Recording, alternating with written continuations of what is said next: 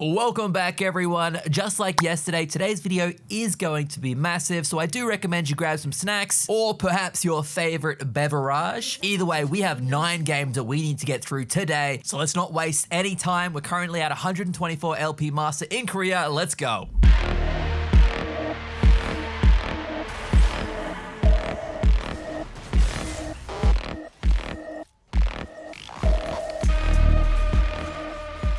As the person who was initiating this invade, as soon as my Q whiffed, I was more than happy to pull back and reset. The minions hadn't yet spawned, so I could just pretend this never happened. My team, however, kept going, and I guess that was the right call. First blood. Civ now reset, so my objective here is to try my best to lower Bard enough that the Pantheon, who has started on the enemy blue side, can potentially come down and get a free gank onto the enemy bot lane.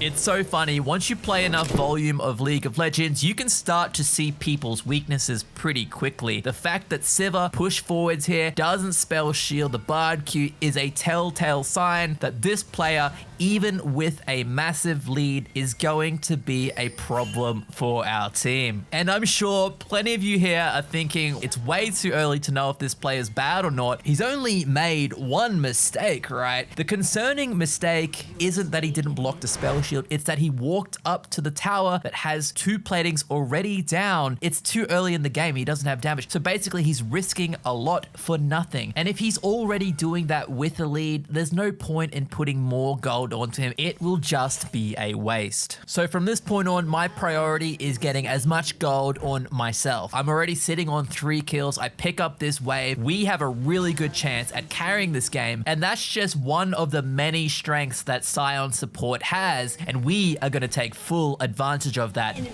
double kill. You have slain an enemy. An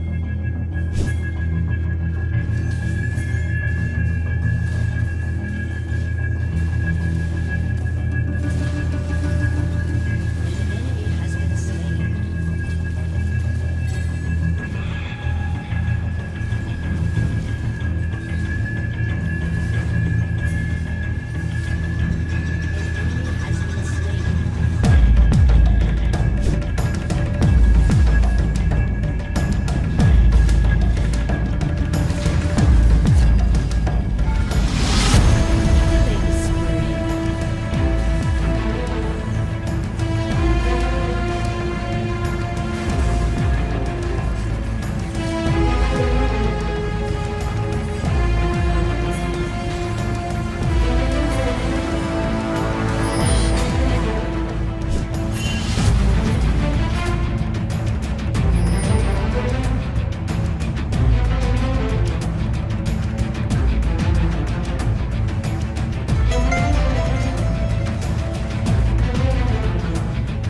I cut it up, but I ended up waiting in that bush for quite some time, and this is where things take a different path. Usually if I get a kill here in the top lane, I then recall, go to the bot lane. Because my strategy is to carry myself, you're gonna notice that I'm mooching a lot more experience from this top laner than I typically would. It's obviously never ideal to be stealing experience from any of your laners consistently, but in this case, I didn't mind it because the bot lane had already died. There was nowhere for me to go, and top lane was losing by himself. So the fact that we can end this lane for him is a big win. And now my focus is on ending all the lanes.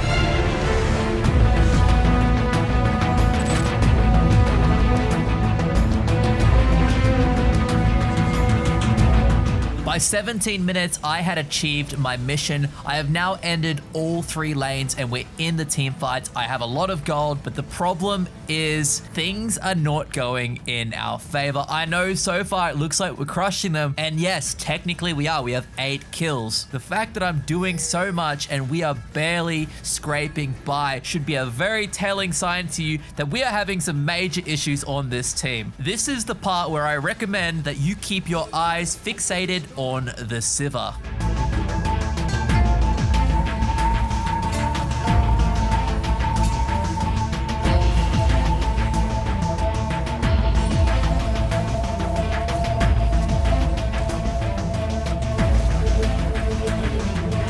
In Sivir's defense, the Orianna was also well out of position, but both of them shouldn't even be engaging here. We should have just let them go. Our team is taking fights that we don't need to for no reason, and that is the cause of all of these issues. We've spoken about this many times before in solo queue, where players see the scoreline, it looks even, and they feel confident enough to just keep engaging over and over without realizing there's one person on your team heavily carrying you. You should be following the lead of the person with the gold. I was sitting way back because I knew it was a bad fight, yet somehow they feel confident enough to keep going in, and you're seeing it happen here again. And it was at this exact moment that it started to annoy me. You're gonna start seeing some stuff you won't like, I know, but let's not forget, I have no way of communicating with them. I don't speak Korean. The only thing I can communicate through is pings, and I guess question marks. But the point is, I don't understand why Sivir keeps going in over and over, and I'm trying to communicate as best as I can to the Sivir. Clearly wasn't getting through.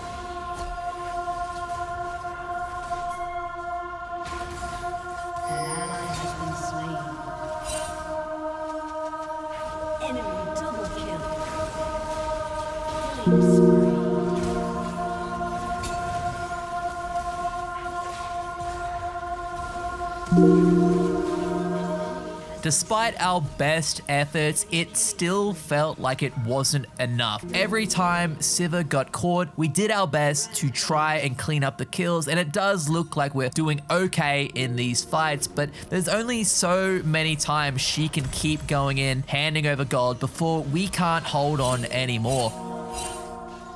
An ally has been slain.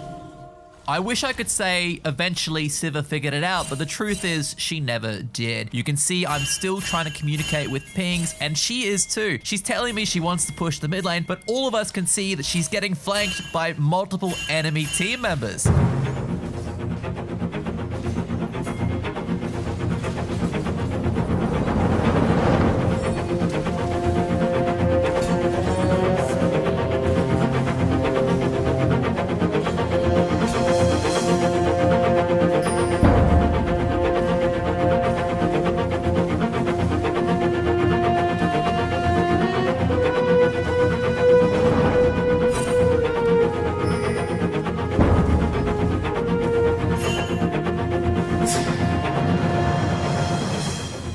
It's very unfortunate the timing on the Zed showing up. My Q was already used. He does end up stealing the Baron. And now we find ourselves in a situation where I have no choice but to follow this Sivir around as her personal bodyguard. But the problem is I have so much gold, it is being wasted. She is now the primary carry and not me. Luckily though, this Zed gets caught out in the river and we pick up a kill on him, which gives me the green flag to engage onto the enemy.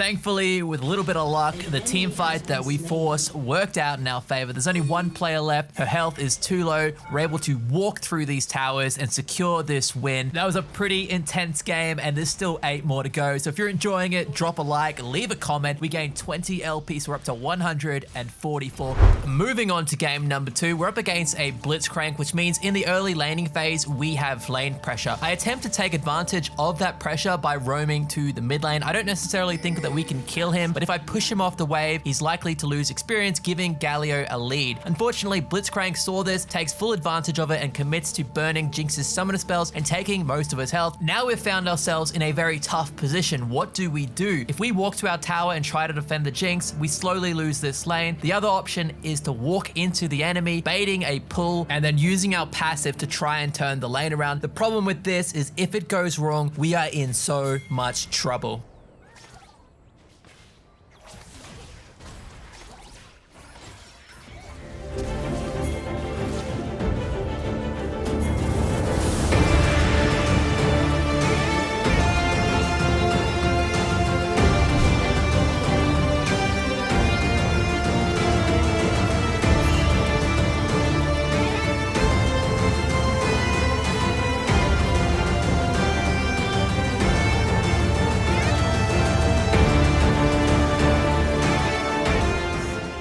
Overall, I would say the bot lane was fairly evenly matched. It could have gone either way, and there were a couple of things I could have done better to potentially sway the outcome in our favor. At the end of the day, both teams were relatively equal in skill and gold by the time it was 13 minutes.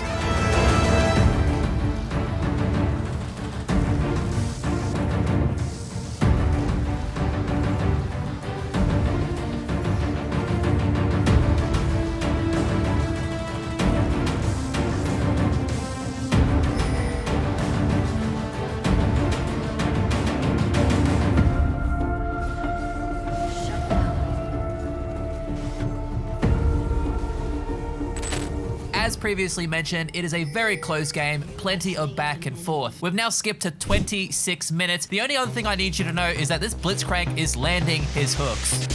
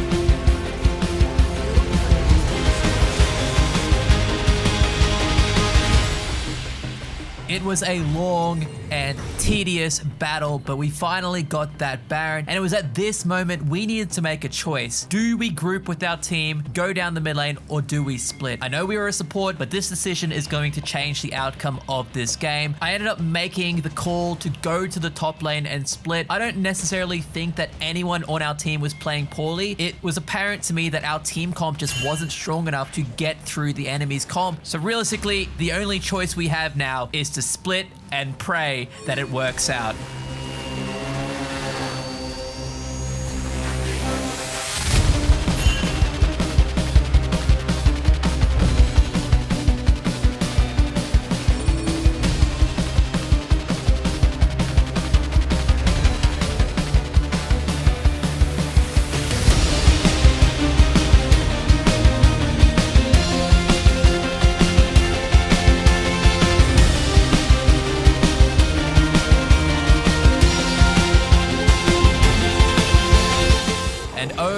goodness did it work out. Yes, there was a huge element of luck that we didn't get wiped there and lose the game, but making those tough decisions is exactly the difference between a veteran player and someone else who just follows the crowd. And you have to make these type of calls if you want to climb. Now our team has found themselves in a very good position with open towers, and we've just spotted the enemy jungler out of position, and she has been the biggest issue for our team. We've never been closer to winning this game than right now.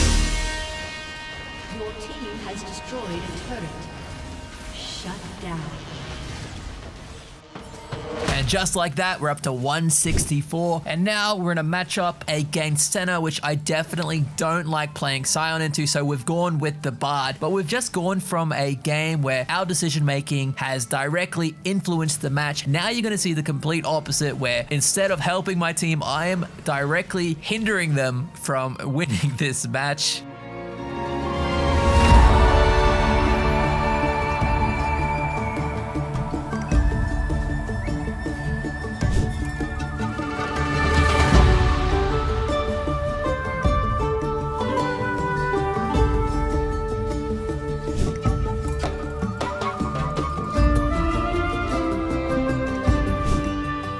Now skip to 22 minutes where I'm still feeding my ass off, but if you take a look at the score, our team is actually ahead of the enemy. All I need to do at this point is sit back and try my best to do as little as possible. If my team had the ability to get the lead, even with me feeding over so many kills, then clearly there's a skill difference between the two teams, and strategically speaking, I'm gonna win this if I do nothing. As long as I don't bait them into any fights that could potentially change this outcome.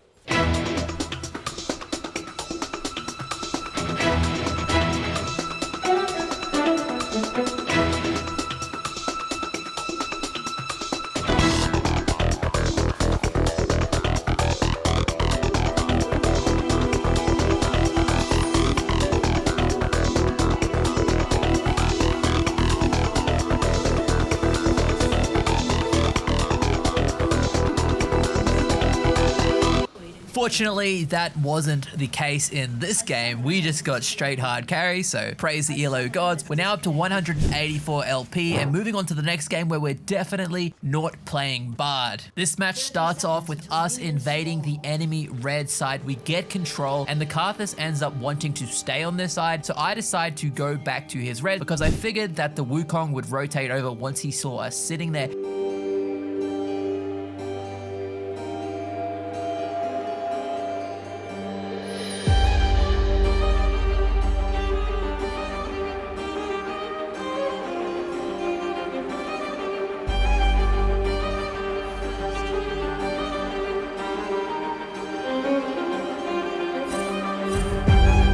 With Karthus dying, I can't allow him to be further behind the Wukong, so I decide to slow him down, forcing Wukong to smite that camp there and giving us a predictable path of where he's gonna go really does help out the Karthus. The downside to this play is that I get to the bot lane with a disadvantage, and I'm trying to make up that disadvantage by using my passive. There is some unfortunate timing here where Wukong has shown up and forced my ADC back, but at this point I'm overcommitted.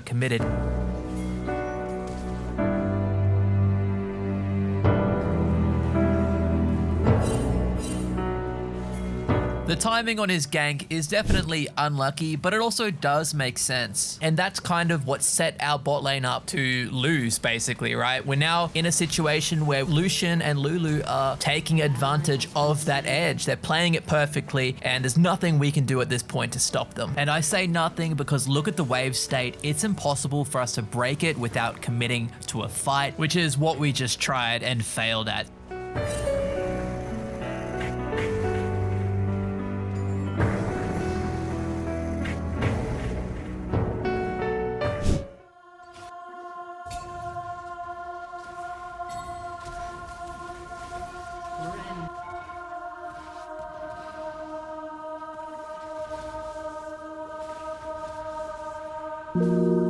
I'm going to give you guys some advice. Sometimes if your lane is completely unwinnable, roaming is the next best thing. You want to pull the enemy support away from that lane, allowing your ADC to farm. It can give you an opportunity to potentially be stronger in a team fight situation. That's what's happened here. Lulu just isn't as strong as the Sion at this point in the game.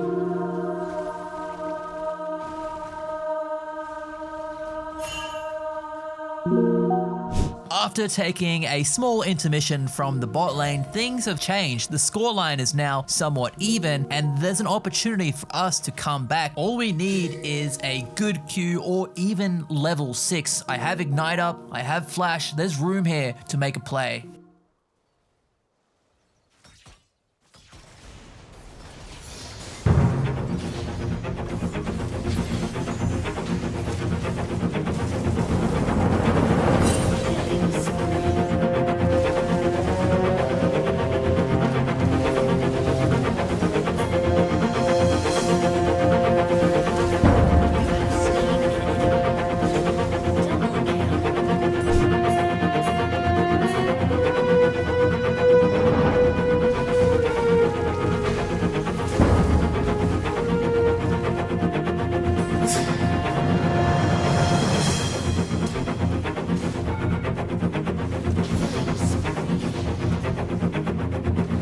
By 13 minutes, our team had well and truly taken control of this game, and even myself, I was doing quite poorly during that laning phase, and now I'm in a position where I can force any fight I want, and likely it'll be a profitable one for my team.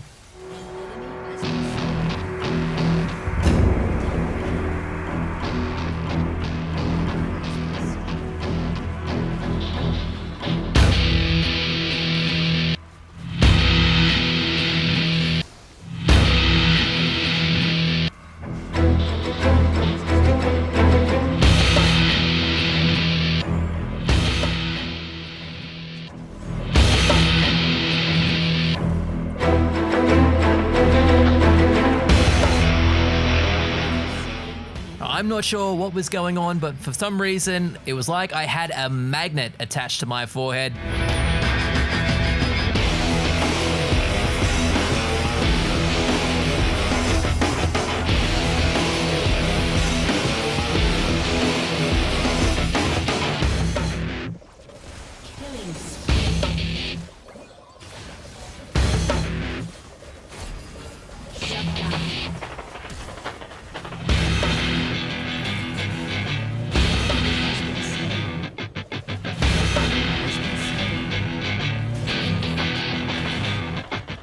Considering the absolute carnage that was going on during the second half of the game, it shocks me that they didn't surrender sooner. Nonetheless, they do give up at the 18-minute mark. We gained 20 LP and we're officially over the 200 LP mark. Now, we head into game number 5 where we're up against a Thresh support. He wastes his E immediately, giving me the opportunity to flash forward and trade summoner spells with Kaiser. And straight away, my intention is to take advantage of that. I end up attempting to do the Hex Flash play, but it was actually a misplay. I should have gone around the tri-bush to make it more effective. Either way, this Thresh pulls us in, presumably thinks he has an edge, but that is not the case.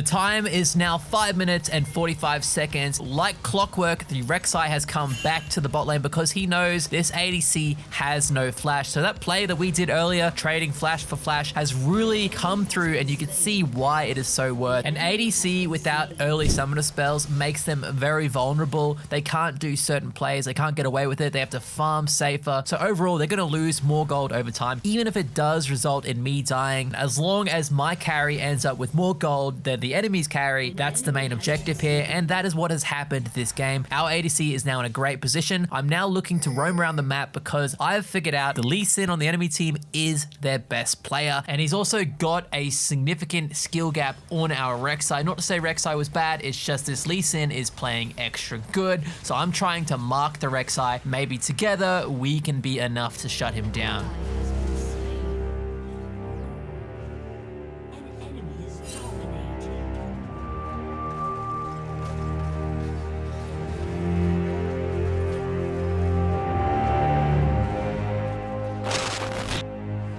Clearly, Lee Sin wasn't going to go down without a fight, so the next option for us is to try and get as much gold as we possibly can by picking on the enemy's weak links. They had a couple of them. One of them was this Kaiser. She overextends too much. The other was actually the Jace, which you don't really get to see in the footage that I'm showing you, but just know that Lee Sin was hovering the top side a lot to protect that Jace.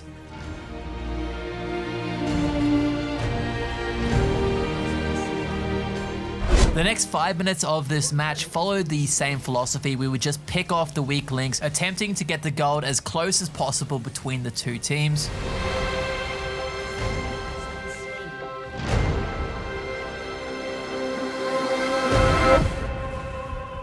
Eventually, we made it to the mid game where we're looking to team fight most of the enemy's gold. It's all on that Lee Sin, whereas ours is distributed quite evenly, minus the fact that I have none. So I am 0-7, worth nothing. I'm the last person this Lee Sin wants in his face, which is exactly why I am chasing him around everywhere he goes.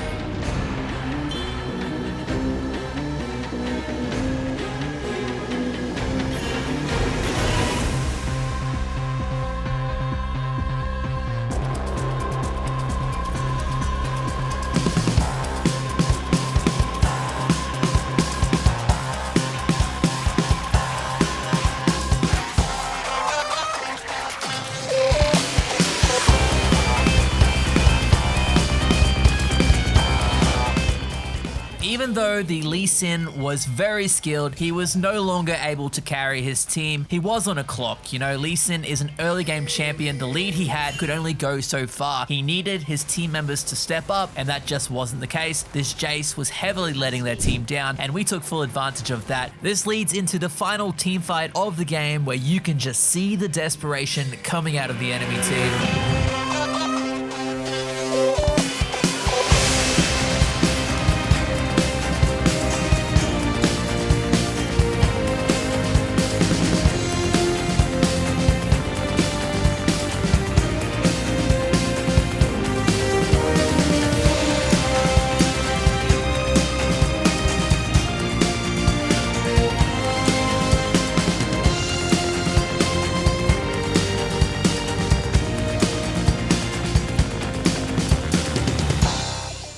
A valiant effort by Lee, but it wasn't enough. We went for the Baron, and during it, they surrendered. Take a look at the Jace's score, 0-9. He was just dead weight. We gained 20 LP. We're now up to 224, heading into game number 6, where I ended up locking in Bard, even though I most certainly shouldn't have. But when you look at the stats, at this point, my Bard stats were still pretty good. I figured it would be my best option at winning because I do not like playing Sion into Pike. But as it turns out, I actually actually don't like playing Bard into Pike either. I think I just don't like playing into good Pikes in general, especially on the Korean server. These guys are absolutely nuts, and it didn't take them long to take advantage of the fact that I didn't know what I was doing. The worst part of it all is that I could tell that the Vayne was a really good ADC. I remember feeling so bad because I could see he's extremely competent and I just wasn't bringing the necessary tools to help him succeed. Everything I did made it worse and worse for this Vayne. Me entering back into this fight got us both killed. I even stole the gold and he got punished for it. The wave state was terrible. Yeah, 100% I was the reason this lane failed. There's no if ands about it. That is just what happened. And those weren't the only times that I baited him into a fight. Enemy has been slain.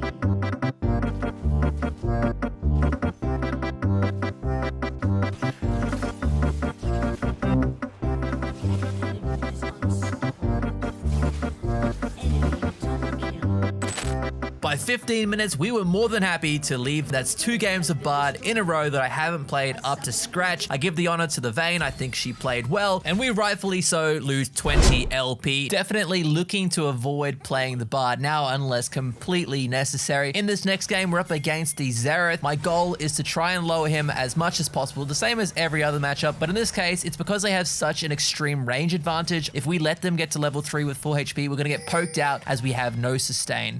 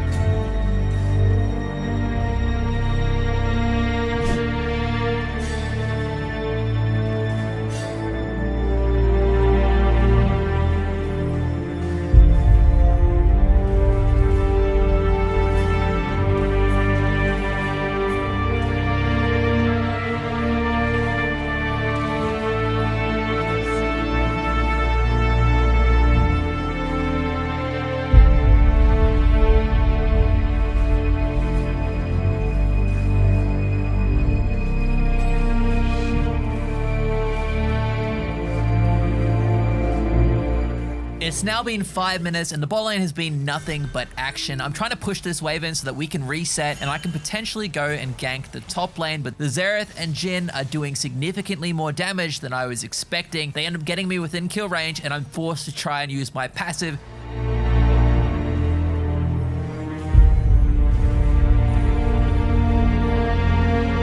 Other than that moment, the bot lane stayed in a similar position. However, if you look at the team score, things are not looking good. The enemy team is starting to break ahead. So this Drake fight is going to be crucial.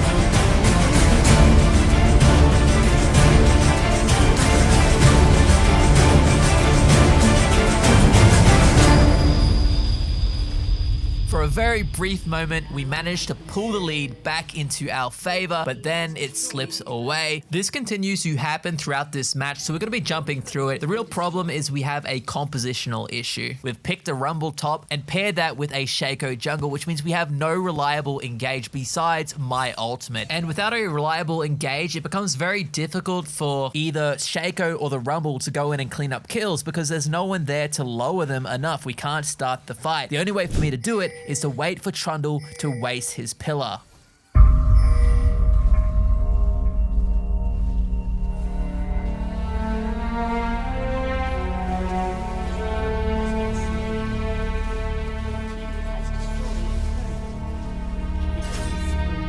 That was the first team fight in which we had a clean wipe, but we weren't able to get much from it. The only thing that was available was the Drake. So we fast forward to 24 minutes where I spot the Sylas in his jungle. It's hard to explain, but it's very similar to the Lee Sin in the last game where he feels obligated to make a play. I took a risk hoping to catch the Sylas and then go for the Baron, and this time it didn't pay off.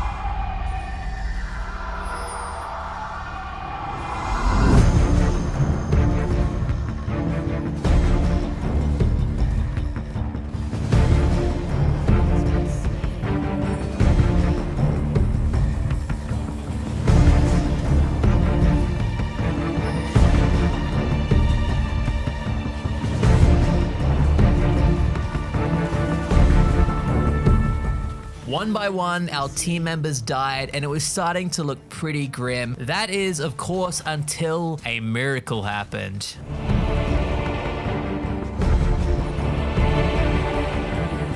And the timing couldn't be worse for the enemy team because the Baron has just spawned. We take this fight, it's a 4v5, this is the best chance we're gonna get.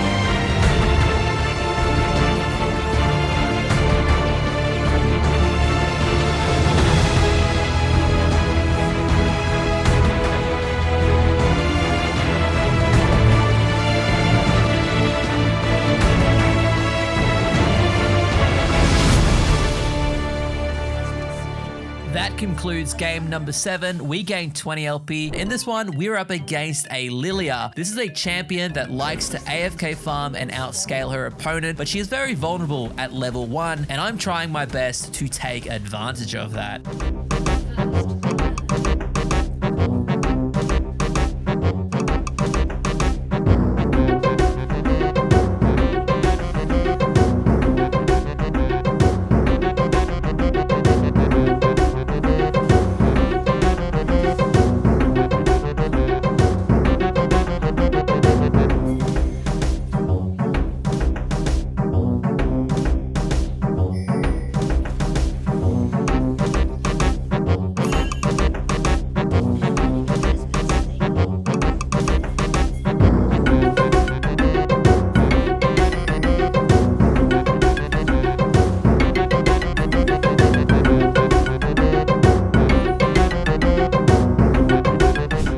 we ended up dying and giving a kill over, it was still a very profitable trade for our team. I do think the Talon misplayed it. We could have just focused on Thresh and gotten a kill and most likely stayed alive. It is what it is. One thing for sure is that we have made an enemy out of Lilia.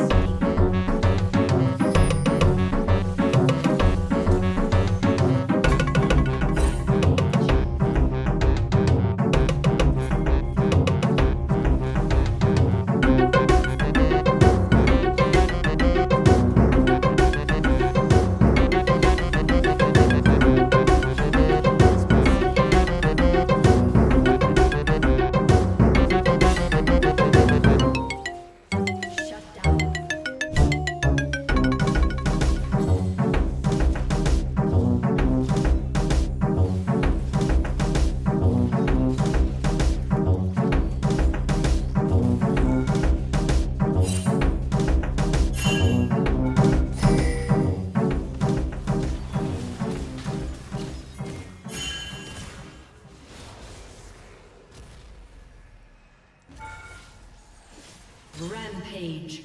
This game was a bit of a wipe, honestly. I was just up, down, all over the place, getting kills from every point in the map. We really did set up that brand for success. He was 2 levels ahead of Lilia by the time he came to the bot lane. And that's why it's so important to shut down that Lilia before he can even start the farming, because once it starts, he just snowballs out of control. They surrendered. We gained 20 more LP. We're on a roll up to 244. We have officially made it to game number 9. This is the final one in this video. It starts off with us placing wards on both his blue and red side, which seems like something so insignificant, but you're going to very quickly see just how impactful that one little piece of information can be. For this final game, I will not be commentating it, just going to let the music play because I don't think it needs any commentary. You're going to be able to figure out exactly what happened all by yourself. An enemy has been slain.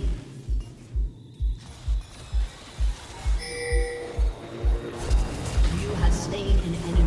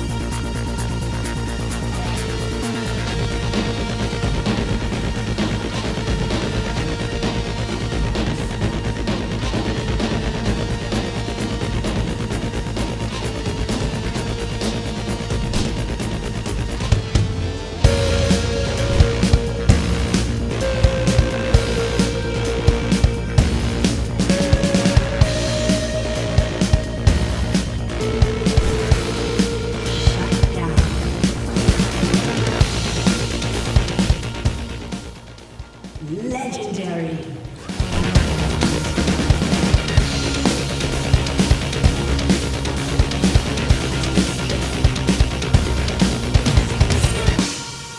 Double kill.